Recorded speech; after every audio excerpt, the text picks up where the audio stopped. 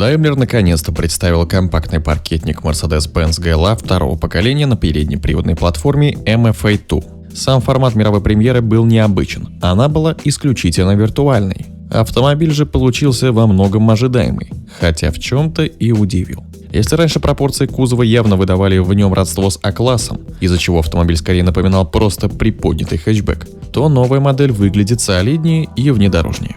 Однако интерьер практически ничем не отличается от исходного А-класса. Дефлекторы, экраны, 2 по 10,25 дюйма в топ-версии салона, блок климат-контроля, интуитивная мультимедийная система MBUX – все как у соплатформенников. А вот передняя панель не повторяет их убранство, а обладает своими линиями.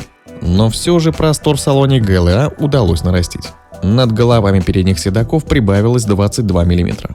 На втором ряду потеря в 6 мм сверху, зато пассажиры заднего дивана теперь не будут упираться коленями в их кресло благодаря прибавке в 116 мм.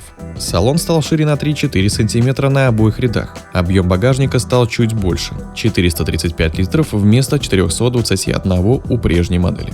Пока что машина представлена в двух версиях. На GLA 200 используется наддувный мотор 1,33 литра, М282, 163 лошадиные силы, 250 ньютон-метров, а на Mercedes-AMG GLA 35 4MATIC, как и на собратьях с тем же индексом, стоит двухлитровая турбо-четверка с отдачей в 306 лошадиных сил и 400 ньютон-метров.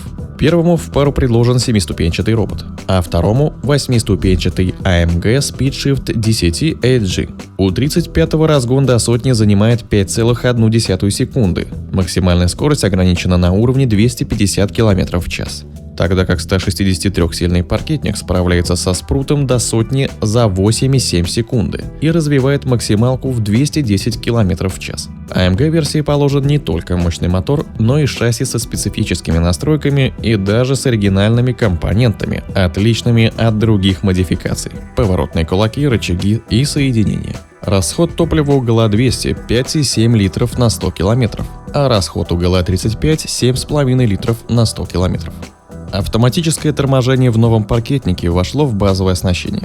Системы помощи обширны и включают в себя активный мониторинг слепых зон с предотвращением аварии, помощника экстренного маневрирования и так далее.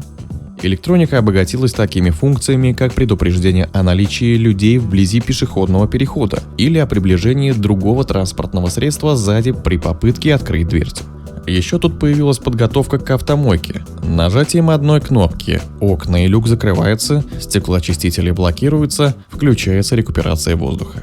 Всем версиям кроссовера с полным приводом по умолчанию будет предложен пакет Off-Road Engineering Package. Он включает в себя внедорожную программу в селекторе режимов, помощь на спуске, специальную анимацию на мультимедийном дисплее, а при заказе светодиодных фар Multi-Beam – внедорожный режим освещения.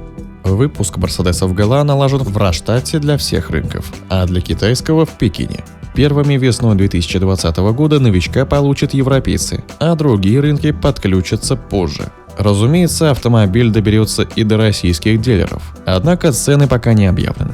Делитесь своим мнением в комментарии, подписывайтесь на канал и будьте в курсе последних событий автоиндустрии.